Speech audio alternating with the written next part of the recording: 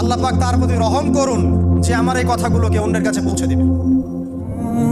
নবীজির ভাষণ। এরপর নবীজি বলছেন, জেনে রাখো নিশ্চয়ই তোমাদের পরস্পরের, মুসলিমদের পরস্পরের সম্পদ, পরস্পরের রক্ত, পরস্পরের এই যে জান মাল ইজ্জত, এগুলো একে অপরের জন্য হারাম। মুসলিমদের পরস্পরের রক্ত, পরস্পরের ইজ্জত সম্মান একে অপরের জন্য হারাম। এর হানি করা একে অপরের জন্য হারাম। ঠিক যেমন আজকের এই দিন হারাম, এই শহর হারাম, এই মাস হারাম। নবী করিম সাল্লাল্লাহু আলাইহি ওয়াসাল্লাম বলছিলেন, জেনে রাখো তিনটা বিষয়ে যেন তোমাদের অন্তর কখনো খেয়ানত না করে। তিনটা বিষয়ে তোমাদের অন্তর যেন কখনো খেয়ানত না করে। এক, তোমরা যে কাজটাই করবা শুধু আল্লাহ পাকের সন্তুষ্টির জন্য করবে। তোমরা যে কাজই করবে শুধু আল্লাহর সন্তুষ্টির জন্য করবে। তোমাদের শাসক বর্গের কল্যাণ কামনা করবে। তোমাদের শাসক বর্গের কল্যাণ কামনা করবে।